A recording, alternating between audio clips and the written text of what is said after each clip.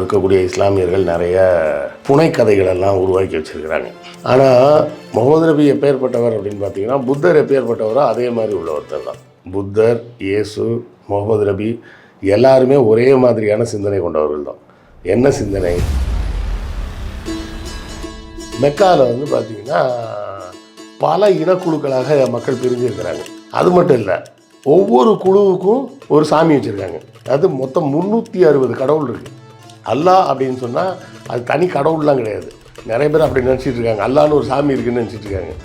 அரபு மொழியில் அல்லான்னா கடவுள்னு அர்த்தம், அவ்வளோதான். இந்த பெயரை வந்து முகமது நபி தான் புதுசாலாம் கண்டுபிடிக்கல. முகமது நபி பிறக்கிறதுக்கு முன்னாடியே அந்த பேர் இருக்குது. இந்த மதீனா நகரத்தை சேர்ந்தவங்கள மக்காக்காரன்னு மதிக்க மாட்டாங்க. இதில் முக்கியமாக ஒரு விஷயம் நிறைய பேர் மறந்துடுறது என்னென்னா, பௌத்தம் சமணத்துக்கு பிறகு கல்விக்கு முக்கியத்துவம் கொடுத்த ஒரு மதம்னு ஒன்று இருக்குன்னா அது இஸ்லாம். கிறிஸ்டியானிட்டி பிறகு இஸ்லாம் வந்து ஒரு மிகப்பெரிய மதமாக இருக்குது. இப்போ இந்த அளவுக்கு அது பெருகுதுன்னா அதில் முக்கியமான கூறுகள் இருக்கணும்ல. முக்கியமான கூறுகள் என்னன்னு கேட்டிங்கன்னா, உலகம் முழுவதும் குதிரைகளை சப்ளை பண்ணுறது அரபு தேசத்து பக்கத்தில் இருந்து தான் சப்ளை பண்ணுறாங்க. அப்போது அந்த காலத்தில் நடந்த போர்களுக்கு எல்லாமே குதிரைகள் தான் முக்கியம். ஆனால் அந்த அரபு தேசத்தை சார்ந்து சுற்றி இருந்த எல்லாருமே தனித்தனியாக பிரிஞ்சு கிடந்தாங்க. இப்போ ஒரே மதம்ன்ற கோட்பாட்டில் எல்லாரும் தோழர்களாக மாறும்போது அவங்க ஒருங்கிணைய ஆரம்பிக்கிறாங்க. இயேசு கொஞ்சம் அசந்து போய் அப்படி என்ன நடந்துட போகுதுன்னு நினச்சி தான் பேசாமல் இருந்ததில் தான் மாட்டிக்கிட்டாரு. இவர் அந்த கதையெல்லாம் இவருக்கு தெரியுன்றதுனால, ஏன்னா இயேசுக்கு ஒரு 600 வருஷம் கழிச்சு தானே இவர் பிறகுறாரு. ப்ளூ பிரிண்ட் பார்வையாளர்களுக்கு வணக்கம். இன்று நம்ம இணைந்திருக்கும் சிறப்பு விருந்தினர் வரலாற்று ஆய்வாளர் கிருஷ்ணவேல் அவர்கள். வணக்கம்மா. வணக்கம். மக்கா மதினாவுக்கு புனித பயணம் சென்ற இந்தியாவை சார்ந்த ஒரு 41 பேர் ஒரு விபத்தில் இறந்துட்டாங்கன்னா அவர்கள் நம்ம ஆழ்ந்த அனுதாபத்தை நம்ம தெரிவித்துக் கொள்வோம். அந்த செய்தியிலேருந்தே நம்ம இதை எடுத்துகிட்டு போகலாம். இப்போது புனித பயணம் போவதுன்றது இஸ்லாமியர்களுக்கு வழங்கப்பட்டிருக்கிற ஒரு கட்டளை. எல்லாருமே அந்த இடத்துக்கு ஒரு நாளாவது போயிட்டு வந்துடணும் அப்படின்ற விஷயம் வந்து இருக்குது. அரசுமே வந்து அவர்களுக்கான உதவி செய்கிறது, இப்போது நலிவடைந்த எளிய குடும்பம்லாம் இருப்பாங்க, அவங்களும் போகணும் அப்படின்ட்டு பல்வேறு உதவிகளை செய்கிறாங்க. இப்போ இந்த புனித பயணம் மேற்கொள்வது ஏன் போகிறாங்க, எதுக்காக போகிறாங்க? இப்போ இஸ்லாம் குறித்து பேசும்போது உலக அளவில் கிறிஸ்துவம், அதுக்கடுத்தது இஸ்லாம் தான் வந்து பரவி இருக்குது. அந்த அளவுக்கு இந்த மதம் பரவியதற்கு என்ன காரணம்? நபிகள் என்ன சொல்லியிருக்கிறார்? ஓவரால் இஸ்லாம் குறித்து ஒரு விரிவான பார்வை சொல்லுவாங்க. முகமது நபி வந்து பார்த்திங்கன்னா, அவரை சுற்றி இப்போது இருக்கக்கூடிய இஸ்லாமியர்கள் நிறைய புனைக்கதைகளெல்லாம் உருவாக்கி வச்சுருக்கிறாங்க. அவர் வந்து நிறைய மேஜிக் பண்ணார், அது இதுன்னெலாம் சொல்லி பண்ணி வச்சுருக்கிறாங்க. அதிலெல்லாம் எனக்கு நம்பிக்கை கிடையாது. ஆனால் முகமது நபி எப்பேற்பட்டவர் அப்படின்னு பார்த்தீங்கன்னா, புத்தர் எப்பேற்பட்டவரோ அதே மாதிரி உள்ள ஒருத்தர் தான். புத்தர், இயேசு, முகமது நபி எல்லாருமே ஒரே மாதிரியான சிந்தனை கொண்டவர்கள் தான். என்ன சிந்தனை? எல்லாம் அந்தந்த பகுதியில் இருந்த மக்கள் மூட நம்பிக்கையில் இருந்தாங்க. அந்த மூட நம்பிக்கையில் இருக்காதீங்க, அது இல்லை கடவுளை கும்பிட்றது அப்படிங்கிறது தான் இந்த 3 பேருமே சொன்ன கான்செப்ட். இந்த 3 பேர் மட்டும் இல்லை, பெரியார் சொன்ன கான்செப்டாக அதுதான். இவர் இந்தியாவில் இருந்தார், அவர் ஜெருசலேமில் இருந்தார், இவர் மக்காவில் இருந்தார், இவர் ஈரோட்டில் இருந்தார். அப்படி வச்சுக்கிங்க நீங்கள் ஒரு வரிசைக்கு. அதாவது முதலில் அந்தந்த மக்கள் வந்து அந்தந்த பகுதியில் இருக்கக்கூடிய மக்கள் வந்து எப்போதுமே பார்த்திங்கன்னா, இந்த மதம்னு வரும்போது என்ன ஆகுனா, வெறும் மதத்தை வச்சுக்கிட்டு நீங்கள் வாழ முடியாது. அந்த மதத்துக்கு கொஞ்சம் சுவாரஸ்யம் ஊட்டுறதுக்காக சில ஜிகனா வேலையெல்லாம் பண்ண ஆரம்பிப்பாங்க. அப்புறம் வந்து எதுக்கு அந்த மதம் உருவாச்சுன்ற பேசிக் கான்செப்டே போய் கடைசியில் அந்த சடங்குகள் மட்டும்தான் மிச்சம் நிற்கும். புரியுதுங்களா? மதங்கள் உருவாகுவதற்கு காரணமே வந்து புரட்சிகள் தான். மதத்தினுடைய தேவை, மதத்தின் தேவை வந்து மனிதன் வந்து ரொம்ப வீக்கான மனம் படைத்தவன். அவனுக்கு வந்து தன்னுடைய நல்லது கெட்டதுகளை தானே டிசைட் பண்ணிக்க முடியும் அப்படின்ற தைரியம் இல்லாமல் போகும்போது அவங்களுக்கு ஒரு மதம் ஒன்று தேவைப்படுது. நம்ம தமிழில் வந்து ஒரு பழமொழியே உண்டு, தீதும் நன்றும் பிறர் தர வாரா. உனக்கு நல்லது நடந்தாலும் சரி, கெட்டது நடந்தாலும் சரி, அது இன்னொருத்தங்களாலாம் நடக்கலை, நீ பண்ணுற வேலைக்கு தான் அது நடக்குது. என்னை அறிந்தோ அறியாமலோ கூட செஞ்சுருப்பேன். அப்போ அது எனக்கு ரிஃப்ளெக்ட் ஆக தானே செய்யும். இப்போது டிசிஷன் மேக்கிங்க்கு தான் மதம் உதவுது. டிசிஷன் மேக்கிங்க்கு மதம் உதவலை, டெசிஷன் மேக்கிங்க்கு ஏன் பொறுப்பு இல்லைன்னு சொல்கிறதுக்கு மதம் உதவுது. இப்போது நான் ஏன்ப்பா இப்படி கஷ்டப்படுறேன் அப்படின்னு ஒருத்தன் சொன்னான்னா, இல்லைப்பா அது உன்னுடைய போன ஜென்மத்து பாவம் அப்படின்ட்டா முடிஞ்சு போச்சு, கேள்வி கேட்க மாட்டான். சயின்ஸ் அது கிடையாது. சயின்ஸ் என்ன, நீ ஏன் கஷ்டத்தில் இருக்க அப்படின்னா நீ ஒழுங்காக படிக்கலை, ஒழுங்காக வேலைக்கு போகல, ஒழுங்காக சம்பாதிக்கலை, அதனால நீ கஷ்டப்படுற. இதுதான் உண்மை.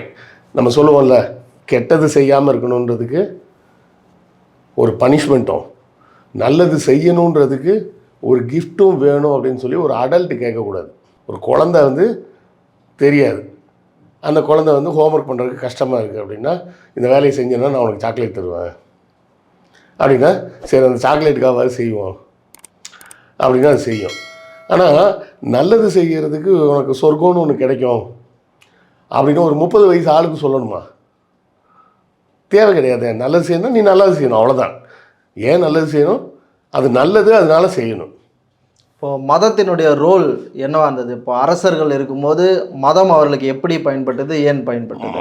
மன்னரை வந்து யாரும் கேள்வி கேட்காமல் இருக்கிறதுக்கு மதம் பயன்பட்டது. கேட்டால் மன்னர் வந்து கடவுளின் அவதாரம்னு சொல்லிட்டா முடிஞ்சு போச்சு, யாரும் கேள்வி கேட்க மாட்டாங்க. பௌத்தம் ஏன் உருவாகுது? அப்போ ஆரியர்கள் வந்து கால்நடைகள் வளர்ப்பது தான் அவங்களோட மெயின் தொழிலாக இருக்குது ஆரியர்களுக்கு. அப்போ அங்கே இருக்கக்கூடிய பார்ப்பனர்கள், அந்த ஆரியர்களில் பார்ப்பனர்கள் என்ன பண்ணுறாங்க, யாகம் வளர்த்தா தான் நல்லதுன்றாங்க. அப்போ யாகம் வளர்த்து என்ன பண்ணுறாங்க, ஆடு மாடெல்லாம் வெட்டி உள்ளே போடுறாங்க. வெட்டி வேளாண் சமூகத்தில் இருக்கிறவர்களுடைய கால்நடைகளும் பறிப்போகுது. பௌத்தமும் சமணமும் உருவானது ஆரியர்களுக்காக தான் உருவாச்சு. ஆரியர்களை எதிர்த்து, ஆரியர்களை எதிர்த்து இல்லை, பார்ப்பனர்களை எதிர்த்து உருவாச்சு. ஓகே. ஆரியர்கள் வேற, பார்ப்பனர்கள் வந்து அதில் ஒரு உட்பிரிவு. எல்லா ஆரியர்களும் பார்ப்பனர்கள் கிடையாது, பார்ப்பனர்கள் ஆரியர்கள். அப்போ பார்ப்பனர் அல்லாத ஆரியர்கள் இருக்காங்களா, அவங்கள ஏமாற்றி ஆடு மாடு எல்லாத்தையும் பலி கொடுத்தா என்ன ஆகும்? வருஷம் பூரா பலி கொடுத்துக்கிட்டே இருந்தாங்கன்னா என்ன ஆகும்? கால்நடைகள் இல்லாமல் போயிடும், வாழ்வாதாரமே நொடிச்சு போயிடும். அப்போ தான் புத்தர் வந்து வந்து அஹிம்சை தத்துவத்தை போதிக்கிறார்.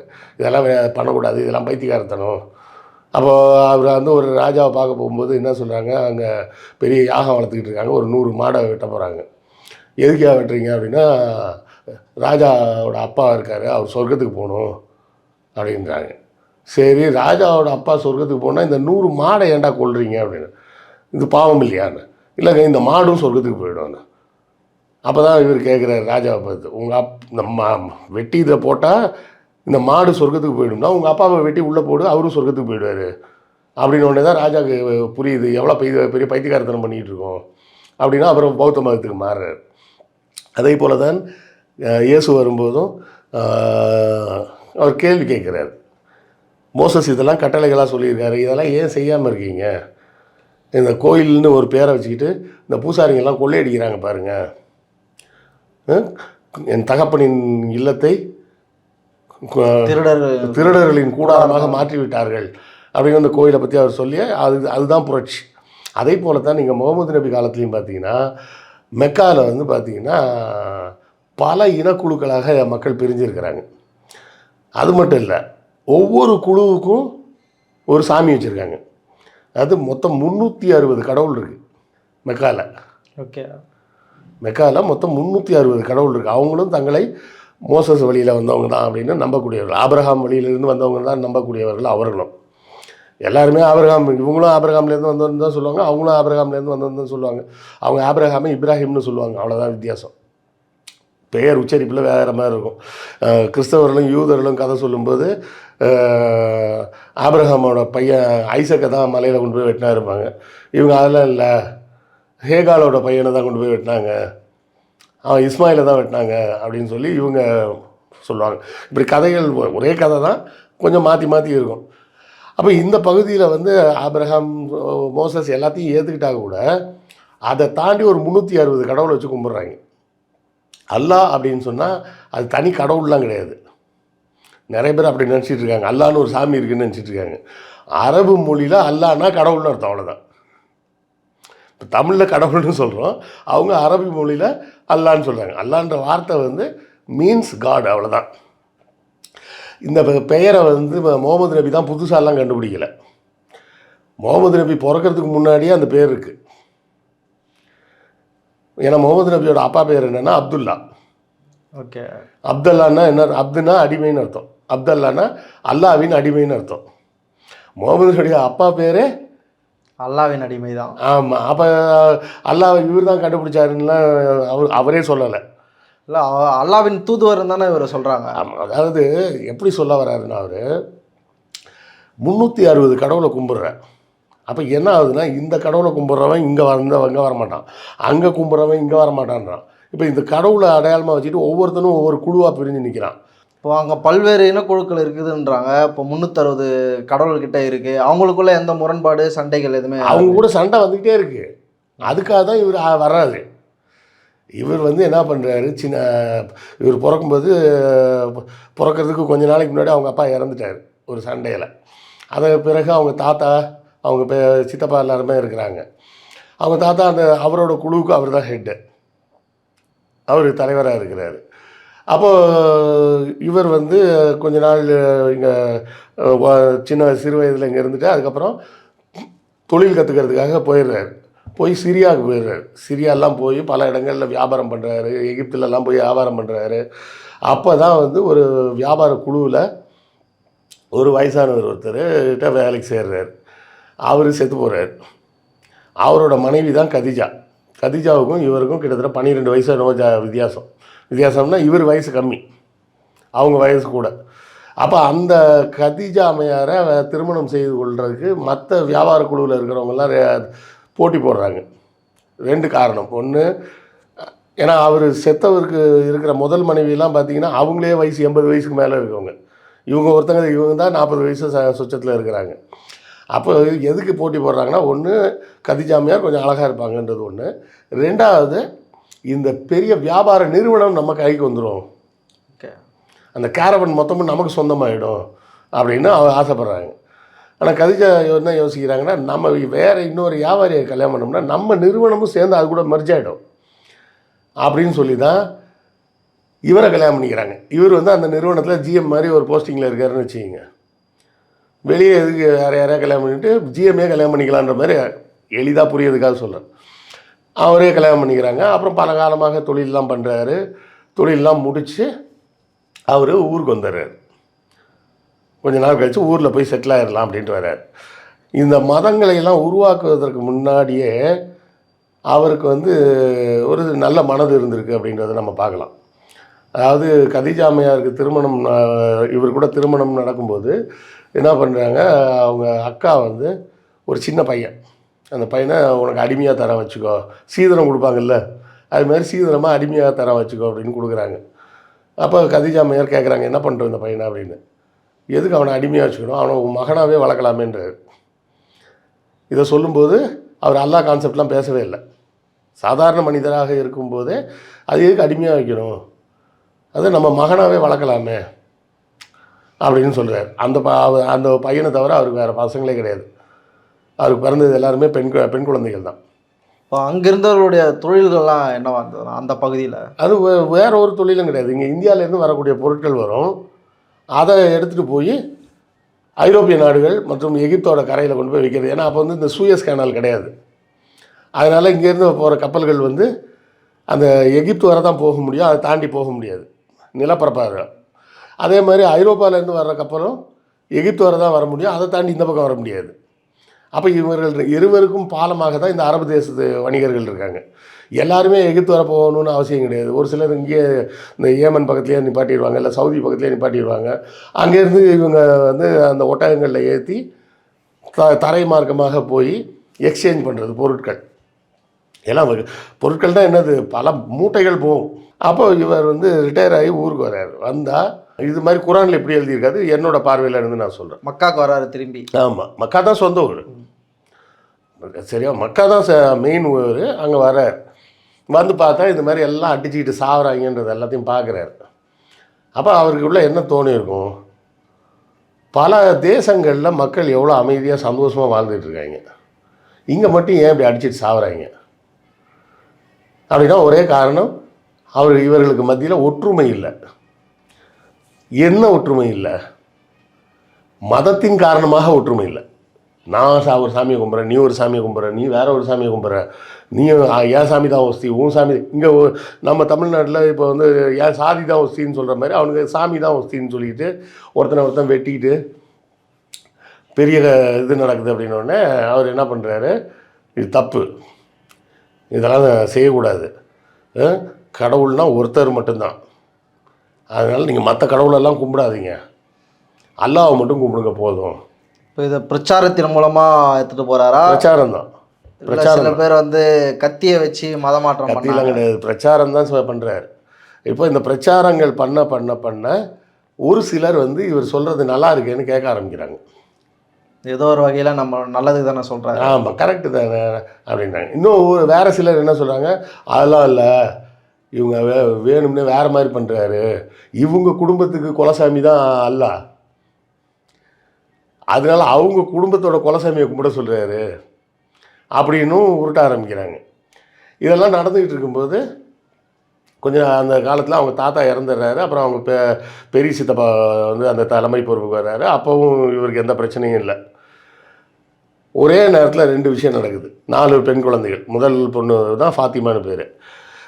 அவங்க மனைவி இறந்த கொஞ்ச நாள்லேயே அவங்க பெரிய சித்தப்பா இறந்துடுறாரு. 2வது சித்தப்பா அந்த பொறுப்புக்கு வர்றாரு. வந்த உடனே வேலை என்ன தெரியுமா சொல்லிட்டாரு, ஊர் மக்களே நல்ல தயவுசெய்து கவனிச்சிக்கிங்க, இந்த முகமதுக்கு ஒன்று பைத்தியம் பிடிச்சிருக்கணும், இல்லைன்னா பேய் பிடிச்சிருக்கணும். சைத்தான் பிடிச்சிருக்கணும். சைத்தான்னா கான்செப்ட் அப்போ கிடையாது, பேய் பிடிச்சிருக்கும். ஒன்று பைத்தியம் பிடிச்சிருக்கும், இல்லைன்னா பேய் பிடிச்சிருக்கும், இல்லைன்னா இப்படி லூஸ் மாதிரி உளர மாட்டான். அங்கே வந்து இன்னொரு விஷயம் உண்டு, என்னென்னா ஒரு குடும்பத்தை சேர்ந்த யாரையும் டக்குன்னு போய் யாரும் கொலை பண்ண மாட்டாங்க. ஏன்னா கொலை பண்ணால் எந்த இனக்குழு கொலை பண்ணிச்சோ அந்த இனக்குழுவிலேருந்து பதிலுக்கு ஒரு ஆளை தான்னு கேட்பாங்க, அவனை நாங்கள் வெட்டணும் அப்படிம்பாங்க. இல்லைனா அதுக்கு ரத்த பணம் கொடுக்குறோம். இப்போவும் அது பழக்கங்கள் அங்கே இருக்குது பார்த்தீங்களா, இதெல்லாம் அப்போ இருந்து பழக்கம் தான். பிளட் மணி போட ஏமனில் அந்த விஷயங்கள் பார்த்தோம்ல, அந்த பிளட் மணி கேட்பாங்க அப்படின்ற ஒரு பிரச்சனை இருந்தது. இப்போ இவர் என்ன சொல்லிட்டாரு, முகமதுக்கு என்ன நடந்தாலும் நான் பிளட் மணியும் கேட்க மாட்டேன், பதிலுக்கு பழியும் வாங்க மாட்டேன், எனக்கே அவனை பார்த்தா எரிச்சலாக இருக்குது, லூஸு மாதிரி பேசிட்டு திரிகிறான் அப்படின்னு அவர் ஓப்பனாக டிக்ளேர் பண்ணிட்டார். டிக்ளேர் பண்ணோடனே என்னாச்சு, ஒன்றும் பண்ண முடியல.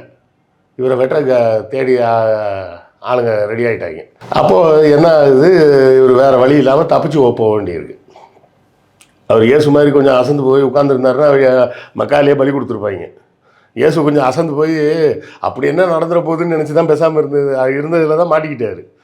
இவர் அந்த கதையெல்லாம் இவருக்கு தெரியுன்றதுனால, ஏன்னா இயேசுக்கு ஒரு 600 வருஷம் கழிச்சு தானே இவர் பிறகுறாரு. அதான் புத்தருக்கு 600 வருஷம் கழித்து பிறந்தவர் இயேசுக்கு 600 வருஷம் கழித்து பிறந்தவர் இவர். அப்படி ஒரு குத்துமைப்பாக நீங்கள் கணக்கில் வச்சுக்கலாம், ஞாபகம் வச்சது. ஆமாம். அப்போ இவர் அங்கேருந்து தப்பிச்சு பக்கத்து நகரமான யாத்ரிப் அப்படின்ற இடத்துக்கு போகிறார். அதுக்கு இப்போ தான் மதீனான்னு பேர், அதோட பழைய பேர் யாத்ரிப் அப்படின்னு தான் பேர். அங்கே போனால் அந்த மக்கள் வந்து இவரை வரவேற்று நாங்கள் உங்களுக்கு உதவி பண்ணுறோம் அப்படின்னாங்க. ஏன்னா இந்த மதீனா நகரத்தை சேர்ந்தவங்கள மக்காக்காரன்னு மதிக்க மாட்டாங்க. இவங்க என்னமோ ஒழுங்கு மாதிரி, ஏன்னா அங்கே யூதர்கள்லாம் உள்ளே இருக்காங்க, அவங்களையும் சேர்த்து வச்சுருக்கேன், இவனை சேர்த்து வச்சுருக்கேன், அப்படி இப்படின்னு சொல்லிட்டு மதிக்க மாட்டாங்க. இப்போ வரைக்கும் அந்த ஷியா சன்னி அந்த சியா சன்னிலாம் வேறு, அதெல்லாம் அவர் இறந்து ரொம்ப நாளைக்கு அப்புறம் வந்த விஷயம். இங்கே வந்த பிறகு அந்த ஊர் மக்கள் அவருக்கு ஆதரவாக இருக்கிறாங்க, இப்படியே இருக்கிறாங்க. அவரை கொல்வதற்கு இங்கே மதீனாவில் வந்து கொல்றதுக்கும் ட்ரை பண்ணுறாங்க. அப்போ தான் வந்து ஒரு 10 ஆண்டுகள் பெரிய போராட்டம் நடக்குது. அந்த 10 ஆண்டுகளில் சின்னதும் பெருசுமாக அவர் மீது ஒரு 100 முறையாவது தாக்குதல் நடந்திருக்கும், கொலை செய்ய முயற்சி. ஆமாம், அவரையும் இஸ்லாமிய மதத்தை தழுவி கொண்டவர்களையும் கொலை செய்யறதுக்கு நிறைய வேலைகள் நடந்தது. இதில் நிறைய பேர் என்ன சொல்லுவாங்கன்னா, அவர் நிறைய கல்யாணம் பண்ணிக்கிட்டார் அப்படிம்பாங்க. அதாவது இன்றைக்கி தேதிக்கு ஒரு 1500 வருஷத்துக்கு முன்னாடிலாம் யாரும் அதை பெருசாக எடுத்துக்க போகிறதே கிடையாது. அது வந்து நாம்ஸ், அது அன்றைக்கி உலக நடப்பே அப்படி தான் இருந்தது. இவர் பிறந்தது வந்து 571 கிபி. 622 தான் கதிஜா அம்மையார் இறந்து போகிறாங்க. அப்போ இறந்து போகும்போது இவருக்கு வயசே 50 வயசு ஆயிடுச்சு. அந்த 50 வயசு வரை அவர் திருமணம் பண்ணணுன்னா எத்தனை திருமணம் வேணாலும் பண்ணியிருக்கலாம். இளமையில் 40 வயசு ஆகும்போது ரிட்டையர் ஆகி ஊருக்கு வந்துட்டார். அதுக்கப்புறம் தான் இந்த பிரச்சாரங்கள்லாம் ஆரம்பிக்குது. 40+ வரும்போது ஊருக்கு வந்துட்டார். அது வேறு தொழில், உலகம் பூரா தொழில் பண்ணியிருக்கார்.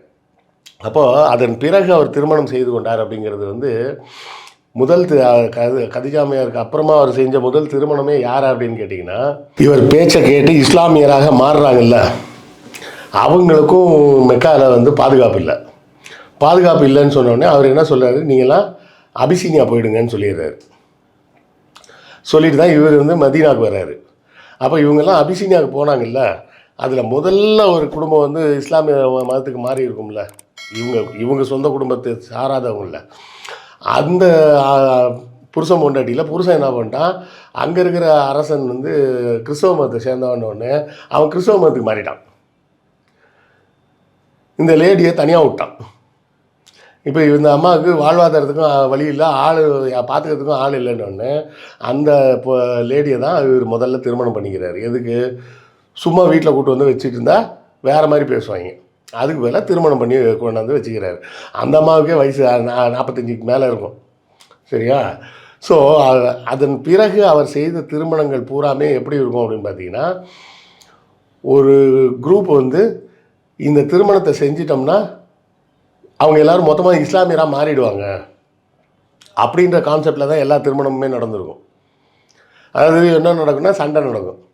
அதில் வந்து முக்கியமாக பார்த்தீங்கன்னா அபுஜால்னு ஒருத்தன், அவன் தான் கங்கணம் கட்டிட்டு சுற்றுவான், இவரை எப்படியாவது போட்டு தள்ளிடணும்னு. ஒரு தடவை 2 தடவை இல்லை, பல முறை. என்ன முகாந்திரம் அதுக்கு? அவன் சொல்கிறதே இதுதான் சொல்லுவான். இவர் வந்து அல்லாஹ் மட்டும் கும்பிடுன்னு சொன்னதுக்கப்புறம் இப்போ அல்லாஹ் நான் கும்பிட்டாலும் கேட்க மாட்டேறாரு, ஓகே அப்படின்ற மாதிரி அவன் சொல்லிட்டு சண்டை போட்டுக்கிட்டே தெரியுவான். எப்போ பார்த்தாலும் இவரை ஒழிச்சு கட்டணும் அப்படிங்கிறதுலையே ரொம்ப குறியாக இருப்பான். அதில் ஒரு முதல் சண்டையில் வந்து முதல் முறையாக ஒரு வெற்றி அவருக்கு கிடைக்கிது. அது வந்து கிணற்றின் போர் அப்படின்னு சொல்லுவாங்க. அதாவது அந்த கிணறுகளெல்லாம், அதாவது இந்த தண்ணி குடிக்கிறதுக்கு இருக்கும்ல, அந்த இடங்களெல்லாம் அழித்து முதல் முறையாக ஜெயிச்சு அந்த படைகளை ஓட விடுறாரு. அதிலேருந்து தான் வந்து மக்களுக்கு இவர் மேலே கொஞ்சம் ஒரு இது வருது. இப்போ படைகள்லாம் எப்படி கட்டமைக்கிறாங்க? படைகள்னால் இவங்க கூட வந்து சேர்ற ஆட்கள் தான் படைகள். ஓகே, வேறு யாரும் படைகள்னு தனியாலாம் கிடையாது. இவருடைய பிரச்சாரத்தை ஏற்றுக்கொண்டு இவரை கூட சேர்ந்தவங்க ப்ளஸ் வந்து அன்சாரிகள்னு சொல்லுவாங்க. அன்சாரிகள்னால் யாருன்னா நண்பர்கள்னு வச்சுக்கலாம், இல்லை இவருக்கு உதவியாக நின்றவர்கள் அப்படின்னு வச்சுக்கலாம். எங்கே? மதீனாவை சேர்ந்தவர்கள். அதாவது 2 பேராக சொல்லுவாங்க, ஒன்று குரேஷிகள்னுபாங்க, இன்னொன்று அன்சாரிகள்பாங்க. குரேஷிகள்ன்றவங்க பூரா மக்காவை சேர்ந்தவர்கள். அவர் வந்து இந்த மதத்தை வந்து உலகத்துக்கெல்லாம் சொல்லலை, அவர் குரேஷிகளுக்கு மட்டும்தான் சொன்னார். அப்படி தான் சொல்ல முடியும். இயேசு வந்து அந்த மதத்தை வந்து யாருக்கு சொன்னார்? யூதர்களுக்கு தான் சொன்னார். அது மாதிரி அங்கே தான் சொல்ல முடியும். பிற்காலத்தில் அந்த தத்துவங்கள் நல்லா இருக்குன்றதை பொறுத்து பல இடங்களுக்கு அது பரவ ஆரம்பிக்கும். அப்படி தான் இஸ்லாமும் பின்னாடி பரவுனது. அப்போ ஒவ்வொரு சண்டைகளுக்கு பிறகும் அவர் வந்து கொஞ்சம் கொஞ்சமாக அவருக்கு செல்வாக்கு கூடுது. இதில் முக்கியமாக ஒரு விஷயம் நிறைய பேர் மறந்துடுறது என்னென்னா, பௌத்தம் சமணத்துக்கு பிறகு கல்விக்கு முக்கியத்துவம் கொடுத்த ஒரு மதம்னு ஒன்று இருக்குன்னா அது இஸ்லாம். இவர் மதீனாவுக்கு வந்த உடனே முதல் வேலை என்ன செஞ்சாருன்னா, ஒரு ஸ்கூல் திறந்தார். ஸ்கூல் ஆரம்பித்து எல்லாருக்கும் பாடம் சொல்லி கொடுத்தாரு, எழுத படிக்க சொல்லி கொடுத்தாரு. அதுக்கு முன்னாடி வரைக்கும் அந்த கல்வி சாலைன்ற செட்டப் கிடையாது. அங்கே யாருமே படிக்காதவனாக தான் இருந்தாங்க. நிறைய பேருக்கு எழுத படிக்கவே தெரியாது. இதை வச்சுட்டு இங்கே இஸ்லாமியர்கள், இப்போது உள்ள சில இஸ்லாமியர்கள் என்ன சொல்லுவாங்கன்னா, அவருக்கு முகமது நபிக்கே படிக்க தெரியாது, அல்லாஹ்வோட கருணையில் தான் அவர் வந்து இவ்வளோ விஷயத்த பேச ஆரம்பித்தார் அப்படின்னு ஒரு உருட்டுவாங்க. எனக்கு அதில் நம்பிக்கை கிடையாது. ஏன்னா அவர் வந்து ஒரு இன்டர்நேஷ்னல் பிஸ்னஸ் மேன், அப்படி தானே சொல்லணும். இப்போ உள்ள பாஷையில் சொல்கிறதா இருந்தால் சிரியா, எகிப்து போன்ற பல நாடுகளுக்கு போய் பிஸ்னஸ் பண்ணிட்டு வர்றாரு. அதெல்லாம் வேறு மொழி பேசக்கூடிய இடம். இன்னொன்று, ஒரு பிஸ்னஸ் மேனுக்கு அடிப்படையாக தெரிய வேண்டியது என்னது? கணக்கு போட தெரியணும். கணக்கு போட தெரியாமல் அவன் எப்படி பிஸ்னஸ் மேனாக இருக்க முடியும்? எத்தனை பொருள் விற்றுது, அதுக்கு எவ்வளோ பணம் வந்ததுன்னு கணக்கு பார்க்க தெரியலன்னா பிஸ்னஸே பண்ண முடியாது. இவர் ஜிஎம் ரேஞ்சுக்கு டெவலப் ஆகி போயிருக்காருன்னா அவருக்கு எப்படி எழுத படிக்க தெரியாமல் இருக்க முடியும்? ஸ்கூலில் போய் படிச்சிருக்க மாட்டார். அதன் பிறகு இந்த போர் பயணங்கள், இதை வந்து போர் பயணங்கள்னு தான் சொல்லுவாங்க. அந்த போர் பயணங்கள் தொடங்க என்ன ஆகுது, இவர் வந்து வேற ஒருத்தரை நியமித்து இந்த பள்ளியை தொடர்ந்து நடத்துங்கன்றார். அதே போலவே இவர் வந்து அந்த குறைஷிகளில் யாரையாவது சிறை பிடிச்சிட்டு வந்துடுவாங்க. என்ன பண்ணுவாங்க, அவங்க சொந்தக்காரங்க வருவாங்க. ஏப்பா எங்கள் ஆள் என் மச்சானை பிடிச்சிட்டு வந்துட்டியாம்பா, கொஞ்சம் விட்டுறேன் அப்படின்னு கேட்பாங்க. சரி அதுக்கு ஒரு அமௌண்ட்டை கொடுத்துட்டு கூப்பிட்டு போ அப்படின்ற மாதிரி அமௌண்ட் வாங்கிட்டு அனுப்பிச்சி விட்ருவாங்க. சரியா? அப்படி இல்லைன்னா அவரே என்ன சொல்லுவாருன்னா, உனக்கு எழுத படிக்க தெரியுமான்னு கேட்பார். தெரியும்னு சொன்னான்னு வச்சுக்க, சரி வா ஒரு 10 இஸ்லாமியர்களுக்கு எழுத படிக்க சொல்லிக் கொடு. அவங்க எழுத படிக்க கற்றுக்கிட்டாங்கன்னா நீ வீட்டுக்கு போயிடலாம். நீ பணம் இப்போ சில பேருக்கு பணம் கொடுக்க ஆள் இருக்காது. பணம் கொடுக்க ஆள் இல்லைன்னா என்ன பண்ணுறது? சரி நீ எழுத படிக்க தெரியுங்களா, அவனுக்கு எழுத படிக்க சொல்லிக் கொடு. சொல்லிக் கொடுத்துட்டேன்னா நீ ஒரு 10 பேருக்கு சொல்லிக் கொடு, போதும். கொடுத்துட்டு நீ கிளம்பிடு. அப்போ அப்படி அதுலேயே பார்த்து நிறைய பேர் மனசு மாதிரி இது நல்லா தானேயா இருக்குது அப்படின்னு ஒன்றும் பெருசாக ஒன்றும் சொல்லலையே, பேசாமல் இங்கே இருந்துடலாமேன்னு சொல்லிட்டு அங்கேயே இருந்தவங்களும் உண்டு. ஸோ மக்கள் ஏதோ ஒரு வகையில் அவர் மேம்படுத்த முயற்சிகள் நடத்திட்டே இருக்காரு. அதாவது அவருக்கு என்ன நினைப்புனா, படிப்பு இல்லை, அவனுக்கு தெரிஞ்சது பூரா அவன் கும்பிட்ற சாமியும் அதுக்கு கொடுக்குற பலியும் தான் இருக்குது, வேறு எதுவுமே அவனுக்கு தெரியல. அப்போ அவனை எல்லாம் ஒருங்கிணைக்கணும்னா என்ன பண்ணுறது? இத்தனை சாமி வேணாண்டா, ஒன்றே ஒன்று மட்டும் வச்சுக்கோ. நீ சாமியே வேணான்னு சொல்லலடா, இந்த ஒரு சாமியை மட்டும் வச்சுக்கோ. படிடா பரமா படிடா அப்படின்ற மாதிரி படி படி படின்னு சொல்லிக்கிட்டே இருக்கார். அப்போ அதன் மூலமாக படிக்க ஆரம்பிக்கிறாங்க. இவங்களுக்கெல்லாம் நல்ல விஷயங்கள்லாம் தெரிய ஆரம்பிக்குது. அதுபோல் அதில் ஒரு போரில் வந்து அவர் தோற்றும் போயிடுவார். நடுவில் ஒரு மலைப்போர் மாதிரி ஒரு போர், அந்த இடத்துல மலையில் போய் சிக்கிப்பார். சிக்கி கடைசியில் அந்த போரில் தோற்றுருவார். எல்லா போர்லையும் ஜெயிச்சாருன்னு சொல்ல முடியாது. ஒரு சில பல போர்கள் ஜெயித்தார், சில போர்கள் தோற்று போனார். இப்படியே நடக்குது. கடைசியாக ஒரு பெரிய போர் நடந்தது வந்து அந்த அபுஜால் செத்து போகிறதும் அந்த போரில் தான் நடக்கும். அது வந்து ட்ரென்ச் வார் அப்படிம்பாங்க, இல்லைன்னா அகழிப்போர் அப்படின்னு பேர். அது என்ன காரணம்னா, மதீனா வந்து இருக்கக்கூடியது வந்து 2 மலைகளுக்கு நடுவில் இருக்க மாதிரி ஒரு ஊர். அப்போ அப்படியே உள்ளே வந்தாங்கன்னா ஆட்சி காலி பண்ணுறாங்க. அந்த நேரத்தில் இவர்கிட்ட பாரசீகத்தை சேர்ந்த ஒருத்தர் வந்து வேலைக்கு வந்து சேர்றாரு. வந்தவர் இவரெல்லாம் பார்த்து இவர் பிடிச்சி போய் இவர் கூடவே இருந்துடுறாரு. அப்போது அபுஜால் வந்து ஒரு பெரிய படையோடு வர்றான் அப்படின்னு தெரிஞ்ச உடனே என்ன பண்ணுறதுன்னு தெரியல. ஏன்னா அப்படியே பின்னாடி போயிட்டே இருந்தால் ஊரை விட்டு போக வேண்டியதுதான். அந்த நேரத்தில் பார்த்து அங்கே இருந்த லோக்கல் யூதர்கள் வந்து இவர்களை பின்பக்கத்துலேருந்து தாக்க ஆரம்பிக்கிறாங்க. இப்போ முன்னாடி இந்த குறைஷிகள் வராங்க, பின்னாடி யூதர்கள் வராங்க, 2 சைட்லேயும் மலை. அப்போ என்ன பண்ணுறது அப்படின்னு யோசிக்கும்போது இந்த பாரசீகத்தை சேர்ந்தவன் தான் சொல்கிறான், இல்லைங்க எங்கள் ஊரில் நாங்கள் ஒரு சண்டை வச்சுருக்கோம், அதை பண்ணோம்னா ஒன்றும் பண்ண முடியாதுன்னு. என்ன சண்டை? இந்த 2 மலைக்கு நடுவில் ஒரு 10 அடி அகலத்துக்கு ஒரு 10 அடி ஆழத்துக்கு பெரிய குழியை வெட்டிடுவோம். அந்த குழியை தாண்டி வர முடியாது குதிரையால்.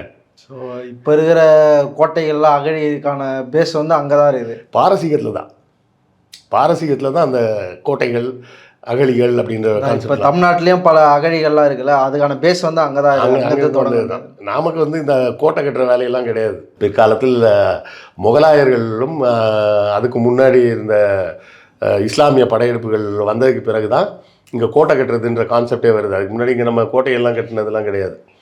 முகலாயர்கள் இஸ்லாமியர்கள் அதில் வேறுபாடு இருக்குங்களா? ஆமாம், முதல்ல வந்தது முகமது கோரி, முகமது கஸ்னி, அவங்கெல்லாம் வந்து பாரசீகத்தை சேர்ந்தவங்க. முகலாயர்கள் வந்து அவங்க முஸ்லீம், ஆனால் அவங்க பாரசீகமோ அரபு நாட்டை சேர்ந்தவங்க இல்லை, அவங்க ரஷ்யாக்காரங்க. இப்போ முஸ்லீம்னாலே இஸ்லாமியர்கள் அப்படின்னு இவங்க நினச்சிக்கிறாங்க.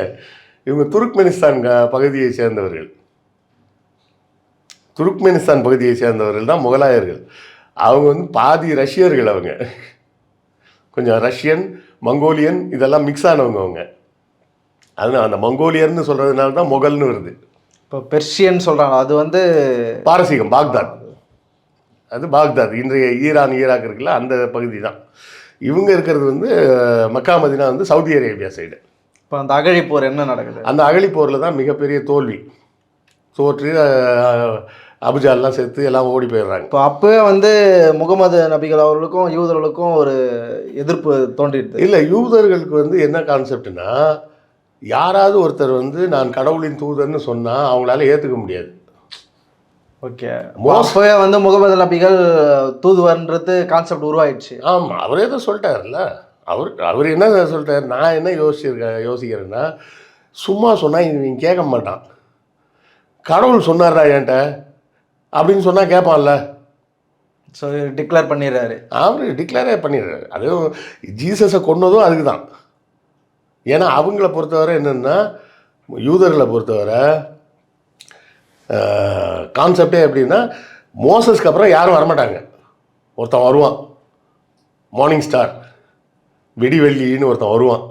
அவன் யாருன்னா சைத்தான். அவன் வந்தால் தான் யூதர்கள் வந்து உச்சத்துக்கு போவாங்க. அப்படியே அவங்க புக்கில் எழுதி வச்சிருக்குது.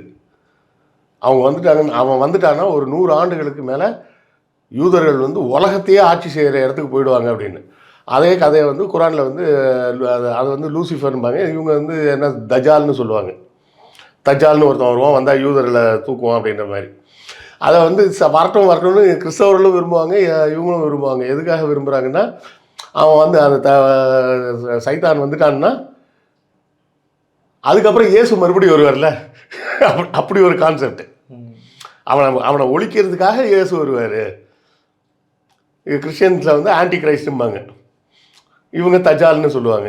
எல்லாருக்குமே என்ன நினைப்புனா, இந்த ஆன்டி கிரைஸ்டோ தஜாலோ வந்துட்டா பின்னாடி கிரைஸ்ட் வருவார்ல, அதுக்காகவாது இந்த கொடுமைகளை நம்ம பொறுத்துக்கலாம் அப்படின்ற மாதிரி. இப்போ நபிகளோட இறப்பு என்ன, இதுக்கு அப்புறம் என்ன நடக்குதுன்னா, அந்த அப்போ வந்து அங்கே இப்போ நம்ம ரம்ஜான்லாம் சொல்கிறோம்ல, அது மாதிரி ஒரு வேறு வகையான ஒரு பண்டிகை இருக்குது.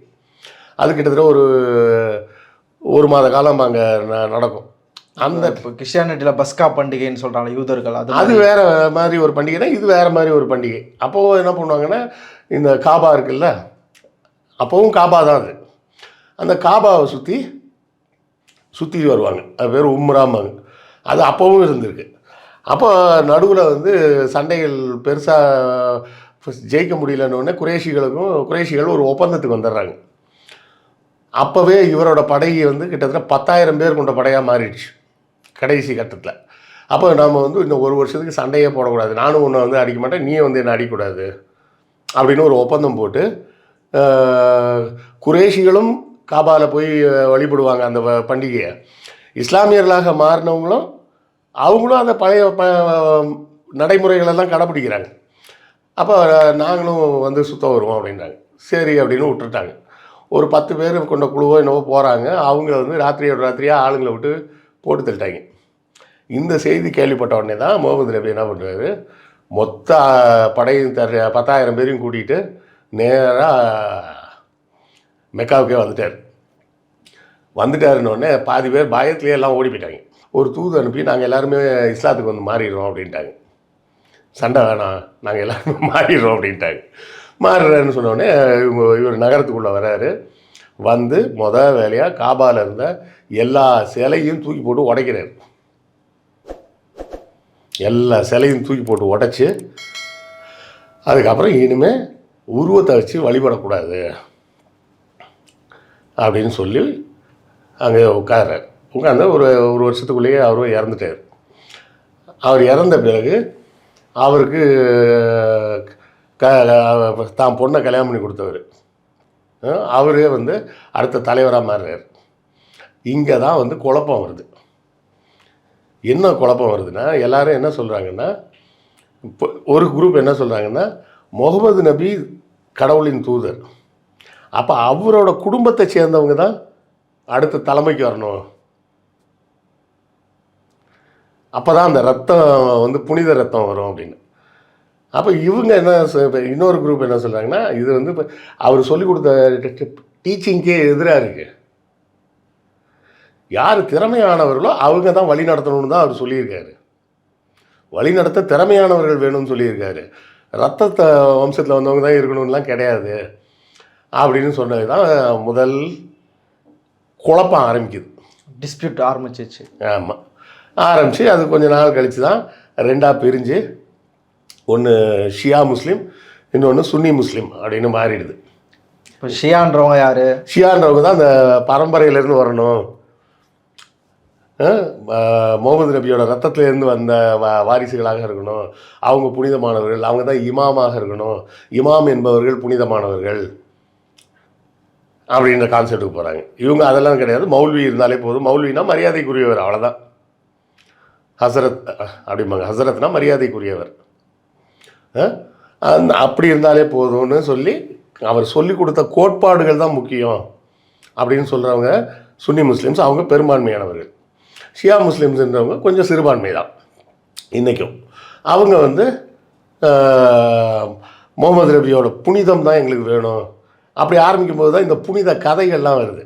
அவர் எழுத படிக்க தெரியாதவருக்கு நீங்கள் ஒரு அற்புதம் பண்ணி காட்டுங்கன்னு சொன்னோடனே நிலாவை 2ஆக பிளந்துட்டாரு, திரும்ப ஒட்ட வச்சிட்டாரு அப்படின்லாம் பின்னாடி கதை எழுதி வச்சிட்டாங்க. இப்போ இஸ்லாம் இந்த அளவுக்கு பரவுதுன்னா, இப்போ கிறிஸ்டியானிட்டி பிறகு இஸ்லாம் வந்து ஒரு மிகப்பெரிய மதமாக இருக்குது. இப்போ இந்த அளவுக்கு அது பெருகுதுன்னா அதில் முக்கியமான கூறுகள் இருக்கணும்ல. முக்கியமான கூறுகள் என்னன்னு கேட்டிங்கன்னா, உலகம் முழுவதும் குதிரைகளை சப்ளை பண்ணுறது அரபு தேசத்து பக்கத்தில் இருந்து தான் சப்ளை பண்ணுறாங்க.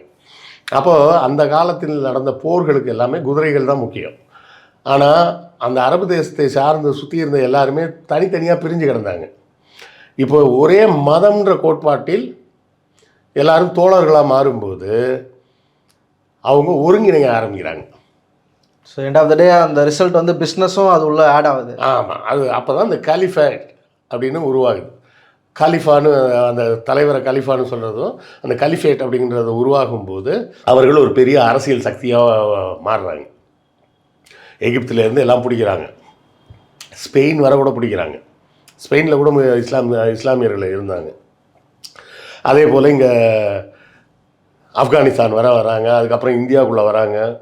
அப்படியே எல்லா பக்கமும் அவர்களுக்கு. அதுக்கப்புறம் என்ன ஆயிடுதுன்னா, உண்மையிலே சொல்லப்போனால் இந்த கலிஃபாக்களாக மாறினதுக்கு பிறகு நிறைய விஷயங்கள் வந்து முகமது நபி சொன்னதெல்லாம் விட்டு அவங்க போயிட்டாங்க.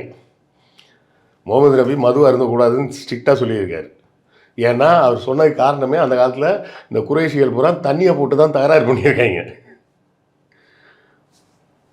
காசு இருக்குது, தண்ணியை போட்டோடனே போதை ஏறிடும், நீ என்ன பெரியவனான்னு வெட்டிக்கிட்டு தான் மறுநாள் காலையில் நான் தான் வெட்டினான்னு கேட்குற மாதிரி ஆயிட்டாங்கன்னு சொல்லி தான் முதல்ல குடிக்கக்கூடாதுன்னு சொன்னார். குடிக்கக்கூடாதுன்னு சொல்லியும் இந்த கலிஃபாக்கள் பூரா நல்லா ஃபுல்லாக குடிச்சிட்டு தான் இருந்தாங்க. இங்கே முகலாயர்களில் எடுத்தீங்கன்னு வைங்க, குடிக்காத ராஜாவே கிடையாது.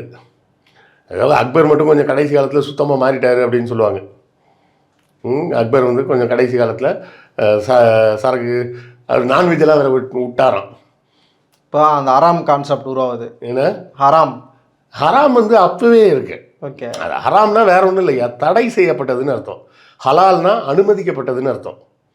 இவங்க லூஸ் மாதிரி ஏதாவது உளறிட்டு இருப்பாங்க.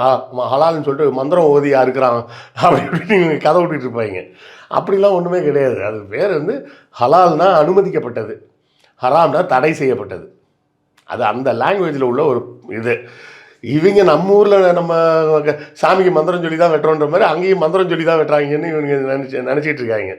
உண்மையில வேற ஒன்றும் இல்லைம்மா, அந்த ஹலால் முறைப்படி நீ பார்த்துருக்கல, ஹலால் முறைப்படி வெட்டப்பட்ட சிக்கன் போட்டோடனே நம்ம பார்த்து ஐயோ ஓதி வச்சுருக்கான் போல் அப்படின்னு நினச்சிக்கிறாங்க. அப்படி கிடையாது.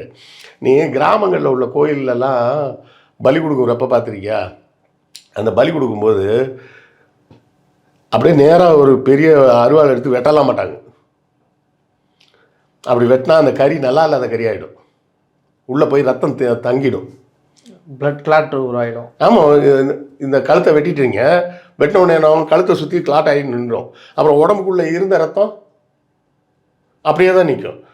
அதனால நீ நம்ம தமிழ்நாட்டிலேயே இஸ்லாம் இல்லாத கோயில்கள்லேயே பார்த்தோன்னா எப்படி வெட்டுவாங்கன்னா, அந்த ஆடோ பன்னியோ படுக்க போட்டு இந்த குறவலைன்னு சொல்கிறாங்கல்ல, அந்த இடத்துல இப்படி குத்தி கிழிச்சு விட்ருவாங்க. கிழிச்சு விட்டால் ரத்தம் ஊற்றிக்கிட்டே இருக்கும், வடிஞ்சிக்கிட்டே இருக்கும்.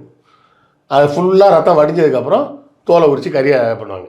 இப்படி இந்த குரல் வலையில் உள்ளே விட்டு வெட்டி இழுத்து ரத்தத்தை வடிய விட்றாங்கல்ல, அந்த முறை வந்து முகமது நபி சொல்லிக் கொடுத்த முறை. அதுக்கு முன்னாடி அங்கே இருந்த குறைஷிகளுக்கு அந்த முறை தெரியாது. அதனால் வெட்டி வெட்டி தின்றுருக்காங்க, வயிற்றால வாயால் போயிருக்காங்க. அப்போ தான் சொல்லியிருக்காரு, டே அப்படி வெட்டக்கூடாதா, அப்படி வெட்டி சாப்பிட்டேன்னா நல்லா இல்லை.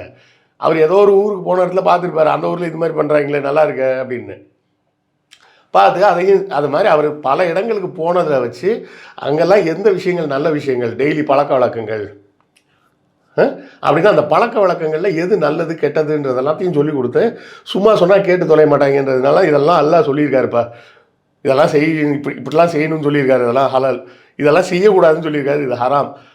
அவர் அது எந்த அளவுக்கு தெளிவாக இருந்திருக்கிறாருன்னா, அல்லாஹ் என்கிட்ட சொல்லியிருக்கார் அப்படின்னே வரும். அது என்ன சொல்லியிருக்காருன்னா, நபியே, எந்த பெண்ணாவது உன் மீது விருப்பப்பட்டால் நீ கல்யாணம் பண்ணிக்கலாம், நீ எந்த பெண் மீதாவது விருப்பப்பட்டால் அவங்கள கல்யாணம் பண்ணிக்கலாம், உங்கள் சித்தப்பாமார் பொண்ணுங்களை நீ கல்யாணம் பண்ண விருப்பப்பட்டனா பண்ணிக்கலாம், இல்லை உங்கள் அத்தை வகையில் இருக்க பொண்ணுங்களை கல்யாணம் பண்ணால் பண்ணிக்கலாம், நீங்கள் இப்போ அடிமையாக பிடிச்சிட்டு வந்த பெண்களை கல்யாணம் பண்ணால் பண்ணிக்கலாம். இப்படி ஒரு 6-7 கேட்டகரி சொல்லி எல்லா பெண்களையும் நீங்கள் கல்யாணம் பண்ணிக்கலாம், உங்களுக்கு அந்த உரிமையை நான் வழங்குகிறேன் அப்படின்னு அல்லாஹ் சொன்னாருன்னு சொல்லிட்டு அடுத்தால இன்னொன்று சொல்லியிருப்பார், இந்த உரிமை நபி ஆகிய உங்களுக்கு மட்டும்தான் நான் தரேன், மற்ற முமீன்களுக்கு கிடையாது, மற்ற இஸ்லாமியர்களுக்கு கிடையாது அப்படின்னு அல்லாஹ் சொல்லியிருக்காரு. அதனால தான் சொன்னது என்னென்னா, கண்ணாபினான்னு கல்யாணம் பண்ணி கூத்தடிச்சிட்டு இருந்திருக்காங்கன்னு தான் சொல்லிட்டாரு. அப்பா 4 பேருக்கு மேலே கல்யாணம் பண்ணக்கூடாது நீ. அந்த காலத்தில் 2 1 தான்னு சொல்லியிருந்தாருன்னா, அது எப்படி, அதெல்லாம் முடியாது அப்படிம்பாங்களேன்னு சொல்லி தான் அன்னைக்கு சொன்னது 4 அப்படின்னு. மேக்சிமமே 4 தான் அப்படின்னா எப்போ சொன்னது? இன்னைக்கு உள்ள கதை இல்லை, அது 1500 வருஷத்துக்கு முன்னாடி அவர் சொன்ன ரூல் அது. இல்லைன்னா 10 கல்யாணம் பண்ணுவாங்க. 4 பேருக்கு மேலே கல்யாணம் பண்ணக்கூடாதுன்னு சொல்லியிருக்காருல்ல. அக்பர் எத்தனை பேர் கல்யாணம் பண்ணார் தெரியுமா? 32 பேர். அந்த 32ல் 16 பேர் ரஜபுத்திர இளவரசிகள், இந்து இளவரசிகள்.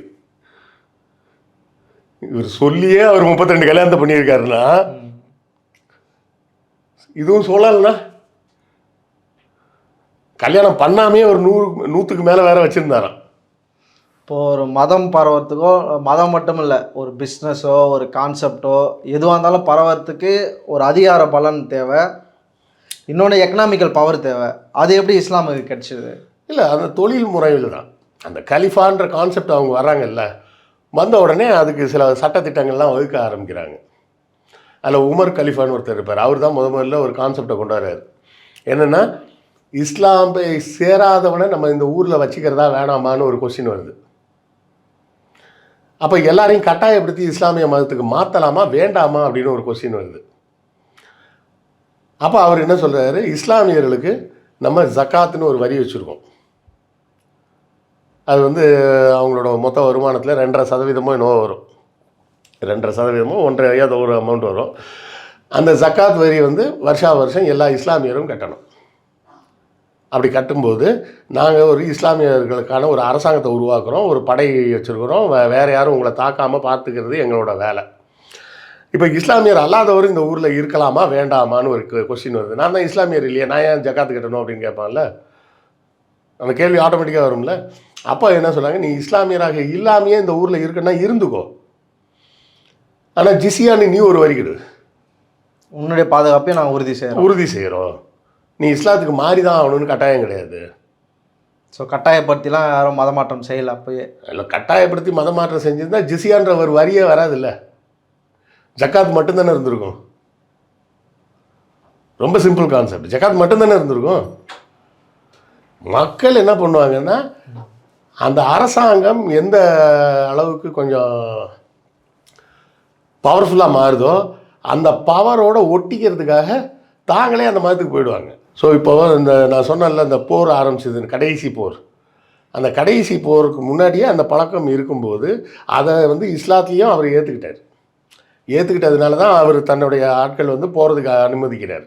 அப்போ அது பிற்காலத்தில் அது ஒரு சடங்காக மாறிடுச்சு. அங்கே கண்டிப்பாக எல்லாரும் ஹஜ்ஜு போயே ஆகணும்லாம் எதுவும் கட்டாயம்லாம் கிடையாது. சில இஸ்லாமியர்கள்லாம் சொல்லி வருத்தப்படுவாங்க, என்கிட்டயே சொல்லி வருத்தப்பட்டிருக்காங்க. என்னென்னா, அவர் போகணும்னு சொன்னாருங்க, அதுக்காக 10 வாட்டியாக போவாங்க, ஒரு முறை போயிட்டு வந்தால் ஒரு தடவை போயிட்டு வந்த தடவை விட்டுற வேண்டியது தானே, ஆனால் 10 வாட்டிலாம் போயிட்டுருக்காங்க அப்படின்லாம் சொல்லி இஸ்லாமியர்களே என்கிட்ட சொல்லியிருக்கிறாங்க. அது சரியாக தப்பான்றது அவங்கவுங்களோட மனசை பொறுத்தது. சரியா, ஒருத்தருக்கு போகிறது பிடிச்சிருக்கு, காசு இருக்குது, போயிட்டு வர்றாரு, அவ்வளோதான். இவர் என்ன வருத்தத்தில் சொல்கிறாருன்னா, அவர் ரொம்ப ஓவராக எதிர்பார்க்குறாரு. அவ்வளோலாம் யாரும் இருக்க மாட்டாங்க. இஸ்லாமியராக இருந்தாலும் சரி, அவர் கிறிஸ்தவராக இருந்தாலும் சரி, இந்துவாக இருந்தாலும் சரி, basically they are human beings. மனிதர்கள் கொஞ்சம் சுயநலமாக தான் இருப்பாங்க. அது எந்த மதத்தில் இருந்தாலும் அந்த மனிதனின் சுயநலம்ன்றதும் தன்னலம்ன்றதும் மாறாது. அதனால் என்கிட்ட சொல்லி வருத்தப்பட்டவர் என்ன வருத்தப்படுவார் சொல்லுவார்னா, எங்கள் ஊரில் அந்த ஆளுங்க 10 வாட்டி போயிட்டு வந்திருக்கான். இதே அந்த ஊரில் இன்னும் எத்தனை ஏழைங்க இருக்காங்க, அவங்களுக்கு காசு கொடுத்து போயிட்டு வர சொல்லலாம்ல. அவ்வளோ நல்லவெல்லாம் எங்கேயும் கிடையாது. அவரை பொறுத்தவரை என்ன, எத்தனை தடவை அஜிக்கு போகிறோமோ அத்தனை அவ்வளோக்கு அவ்வளோ நமக்கு புண்ணியம் சேரும் போல் அப்படின்னு நினச்சிட்டு இருப்பாங்க. அதை ஒன்றும் பண்ண முடியாது. அது தனி மனிதர்களோட சிந்தனை, அது அப்படி தான் இருக்கும். இது சவுதிக்கு எந்த அளவுக்கு பலனாக இருக்குது? சவுதியை பொறுத்தவரை இன்றைக்கும் போய் பார்த்தீங்கன்னா மெக்காவில் அந்த காபா ஏரியாவில் பார்த்தீங்கன்னா ஒன்று இருக்கும், எப்போவுமே ரிப்பேர் பண்ணிக்கிட்டே இருப்பாங்க. என்னது, எப்போவுமே ரிப்பேர் வேலை நடந்துகிட்டு இருக்கும். மக்கள் அதிகமாக வந்துட்டே இருக்கிறாங்க, ரினோவேஷன் வந்துட்டே இருந்தால் தானே ஏதாவது அடிபட்டிருக்கும், ஏதாவது உடஞ்சிருக்கும். அப்படி இல்லை, சொல்லப்பட்டது என்னென்னா, அப்போ இருந்த ஒரு குடும்பத்தை சொல்லி நீங்கள் இதை பார்த்துங்க, இந்த ரிப்பேர் ஒர்க்கெலாம் முடித்த உடனே இஸ்லாமிய தலைமையகம்னு ஒரு கமிட்டியை உருவாக்கி அந்த கமிட்டிக்கிட்ட கொடுத்துருங்கன்ட்டாங்க. ரிப்பேரை முடிச்சா கொடுக்கணுமேனு சொல்லிட்டு இன்னும் ரிப்பேர் பண்ணிக்கிட்டே இருக்காங்க. ஓகே, ரிப்பேரை முடித்தா அடுத்த ஸ்டெப்பு அந்த ஒரு கமிட்டி மாதிரி ஒன்று ஃபார்ம் பண்ணி அவங்க கையில் ஒப்படைச்சாகணும்ல. நாங்கள் ரிப்பேர் இருக்கே, இன்னும் வேறு ரிப்பேர் வேலை இருக்குது, இன்னும் ரிப்பேர் வேலை இருக்குது, இன்னும் ரிப்பேர் வேலை பண்ணிக்கிட்டே இருக்காங்க.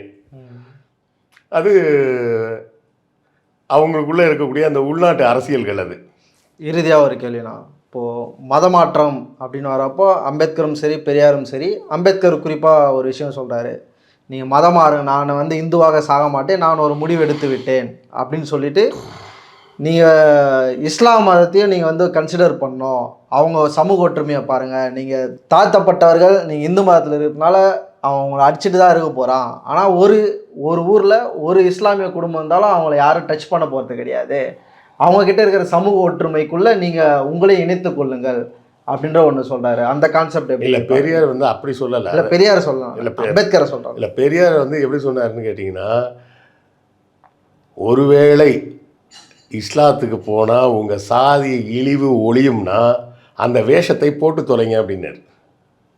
அவர் எந்த மதத்தையும் உயர்வாலாம் அவர் என்றைக்குமே சொன்னது கிடையாது. அந்த வேஷத்தை போட்டேன்னா உன் சாதி இழிவு போயிடுமா, போடு, ஒன்றும் தப்பு இல்லை அப்படின்னார்.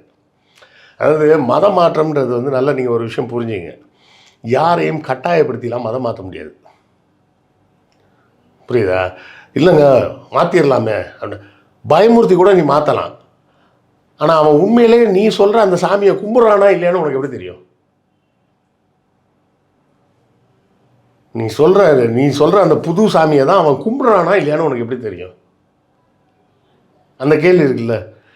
தமிழ்நாட்டுக்கோ கேரளாவுக்கு வந்த ஒரு பாதிரியார் அவங்க ஊருக்கு லெட்டர் போடுறாரு, நான் இவங்களை மதம் மாற்றிட்டேனா இல்லையானே எனக்கு தெரியல, ஏன்னா அவங்க வீட்டில் போய் பார்த்தா நிறைய சாமி சிலை வச்சுருக்காங்க, இயேசுவை கும்பிடுங்கப்பா அப்படின்னு கொடுத்தேன், அந்த படத்தையும் கொண்டு அது கூட தான் வச்சுருக்காங்க. நேற்று தான் காதல் கோட்டை படம் பார்த்தேன், அதில் தேவயானிக்கு அந்த காதல் கடிதம் வரும், அதாவது நீங்கள் கடைசி வரைக்கும் அவங்க கூட இருப்பீங்கன்னா மனைவியால் தானே இருக்க முடியும் அப்படின்னு ஃபுல்லாக விநாயகர் சரஸ்வதி ஃபுல்லாக ஃபோட்டோ இருக்கும், பைபிள் இருக்கும். பைபிளை எடுத்து பார்த்துட்டு நான் அது கண்ணை மூடிட்டு அவங்க ஒன்று தொடுவாங்க, நான் உன்னை விட்டு விலகுவதும் இல்லை உன்னை கைவிடுவதும் இல்லை இருக்கும், உடனே லவ் ஸ்டார்ட் ஆகிடும். இல்லை, அதாவது அப்படி தான் விஷயம். மதம் மாற்றம்ன்றது அது ஒரு மன மாற்றம். நான் ஒரு நம்பிக்கை வச்சுருந்தேன், அந்த நம்பிக்கை சரியில்லை அப்படின்னு எனக்கு தோணுச்சு, முடிவாக தோணுச்சு, அதை விட இது பெஸ்ட்டுன்னு கண்டிப்பாக எனக்கு தோணுச்சு அப்படின்னா தான் ஒருத்தன் மாறுவானே தவிர இல்லாத வகையில் மாற முடியாது. மாறினாலே என்ன நடக்கும்னா வெறும் சடங்குகள் மட்டும்தான் இருக்கும், நம்பிக்கை இருக்காது. இப்போது உண்மையான கிறிஸ்தவர்களாக இருந்தால் என்ன செய்யணும்? இயேசு கிறிஸ்து சொன்னதை செய்யணும். இயேசு என்ன சொன்னார்? பைபிளில் ஒரு இடத்துல வருது, என்னென்னா ஒரு பெரிய தனவான் இயேசுகிட்ட கேட்குறான், ஐஸ்வர்யவான்னு பைபிளில் இருக்கு. ஆமாம், அவன் இயேசுகிட்ட கேட்குறான், நான் பரலோக ராஜ்யத்துக்கு போகணும்னா என்ன செய்யணும் அப்படின்னு. அது பொய் சொல்லாத, திருடாத, ஏமாத்தாத, அடுத்தவன் பொண்டாட்டி மேலே கை வைக்காத, அதான் விபச்சாரம் பண்ணாத, பொதுவாக ஆணுக்கும் பெண்ணுக்கும் சேர்த்து. பெற்றோரை கனம் பண்ணு.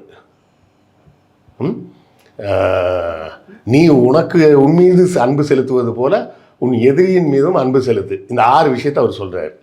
சொன்ன உடனே அந்த பணக்காரன் என்ன சொல்லலாம், இது எல்லாமே நான் செஞ்சுட்டு தான் இருக்கேன், வேறு என்ன செய்யணும் அப்படின்னு. அப்போ நீ என்ன பண்ணு, உன் சொத்தை பூரா விற்று ஏழைங்களுக்கு கொடுத்துட்டு என் கூட வா, என்னை பின்பற்றியா, ஃபாலோ மீ, இயக்க பணிகளுக்கு வா அப்படின்னு கூப்பிடுறாரு. அவன் அந்த பஜனையெல்லாம் ஆவாதுன்னு அவன் வீட்டுக்கு போயிட்டான். உடனே தான் அவர் சொல்கிறார், ஊசியின் காதில் ஒட்டகம் கூட நுழைந்து விடும், ஒரு பணக்காரனால் பரலோக ராஜ்யத்துக்குள் நுழையவே முடியாது அப்படின்ற வசனம் அப்போ அவர் நிறைய ட்வீட் போடுவார் போல இருக்கு. அப்பப்போ பரலோக ராஜ்யத்தில் பிரவேசிக்க முடியாது, இயேசு தான் ஃபஸ்ட்டு ட்வீட் போட்டவர்னு நினைக்கிறேன். நிறைய ட்வீட் போட்டிருப்பார். அப்போ அந்த 6 விஷயத்தை கிறிஸ்தவர்கள் கடைப்பிடிக்கிறாங்களா? அவங்களும் ஜீசஸ் அப்பத்தை பிச்சு கொடுத்தாரு, மீனை பிச்சு கொடுத்தாரு, தண்ணியை ஒயினாக மாற்றினாரு அப்படின்லாம் கதைகளை தான் நம்புகிறாங்க. இல்லை, நடுவில் ஒரு வாட்டி பீட்டர் அல்ஃபோன்ஸ்னு ஒரு காங்கிரஸ்காரர் ஒருத்தர், அவர் கிறிஸ்மஸுக்கு ஒயின் ஷாப்லாம் போடணும் அப்படின்னு சொல்லிட்டு லெட்டர் போட்டிருந்தார். உடனே கீழே போய் ஒருத்தன் கமெண்ட் போட்டிருக்கான், யோ எங்கள் தண்ணியை கொடுத்தாலே ஒயினாக மாற்றோம், அவர் பர்த்டேக்கு போய் ஒயின் ஷாப்பை மூடுன்ற, உனக்கு அறிவு இல்லையா அப்படின்னு போய் கிண்டல் பண்ணிட்டு வந்திருந்தாங்க. ஸோ முக்கியமான விஷயம் என்னென்னா, அவங்க என்ன போதனை செய்தார்கள்ன்றதை விட்டுட்டு சடங்குகள் பின்னாடியே போகிறது தான் மதத்தை கடைபிடிப்பதாக பலரும் நினச்சிக்கிட்டு இருக்கிறாங்க. அது கோர் கான்செப்ட்லேருந்து விலகி போகிறது. இப்போ பெரியார் சொன்ன கருத்துக்களை நான் ஏற்றுக்கிட்டு அதை படி வாழ்கிறத கரெக்டாக இருக்குமா, பெரியார் படத்தை வச்சு டெய்லி பூ போட்டுக்கிட்டு இருந்தேன்னா அது கரெக்டாக இருக்குமா? அதே தான் மற்றவர்களுக்கும் நான் சொல்கிறது. பெரியாருக்கும் மற்ற 3 பேருக்கும் உள்ள ஒரே ஒரு வித்தியாசம் என்னென்னா, 3 பேர் கூட இல்லை, புத்தர் கூட யாரையும் சாமின்லாம் சொல்லி கும்பிடலாம் சொல்லலை அவர். இவங்க 2 பேர் சொன்னாங்க. புத்தரும் சரி பெரியாரும் சரி கூட ஒன்று சேர்த்து சொன்னாங்க, கடவுளும் இல்லை அப்படின்னாங்க. அவ்வளோதான். உலகத்தில் 3000 மதம் இருக்குன்னா கிறிஸ்தவர்கள் மிச்சம் 2999 மதத்தை ஏற்பதில்லை.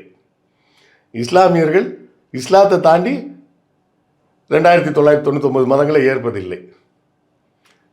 என்னை போன்றவர்கள் 3000ஐயும் ஏற்பதில்லை. அவ்வளோதான் வித்தியாசமே தவிர வேறு ஒரு பெரிய வித்தியாசமும் கிடையாது. மனிதன் ஒழுக்கமாக நல்லவனாக வாழ்ந்தால் போதும். இன்னமும் கதை விட்டுக்கிட்டே இருப்பாங்க, ஒழுக்கம் வரணும்னாலே மதம் வேணும்பாங்க. அதெல்லாம் தேவையில்லை.